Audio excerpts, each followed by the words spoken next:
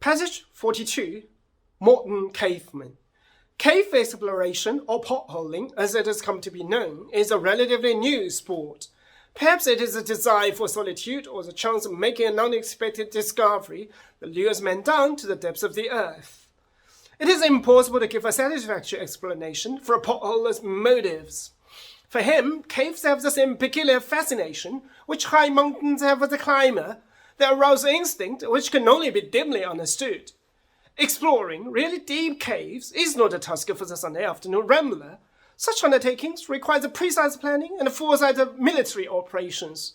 It can take as long as 8 days to rig up rope ladders and to establish supply bases before a descent can be made into a very deep cave.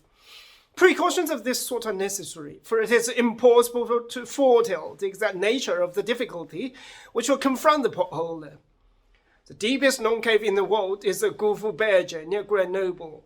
It extends to a depth of 3,723 feet.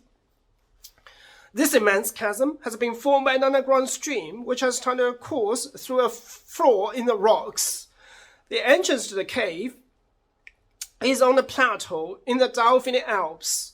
As it is only 6 feet across, it is barely noticeable. The cave might never have been discovered had not the entrance been spotted by the distinguished potholer Berge. Since its discovery, it has become a sort of potholer's Everest. There are a number of descents that have been made, much of it still remains to be explored. A team of potholers recently went down the Gufu Berge. After entering the narrow gap on the plateau, they climbed down the steep sides of the cave until they came to a narrow corridor. They had to edge their way along this, sometimes wading across shallow streams or swimming across deep pools.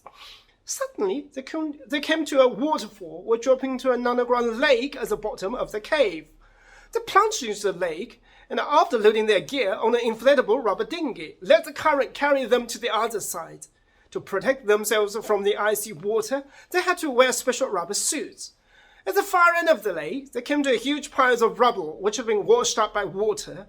In this part of the cave, they could hear an insistent booming sound, which they found was caused by a small water spout shooting down into a pool from the roof of the cave. Squeezing through a cleft in the rocks, the potholers arrived at an enormous cavern, the size of a huge concert hall.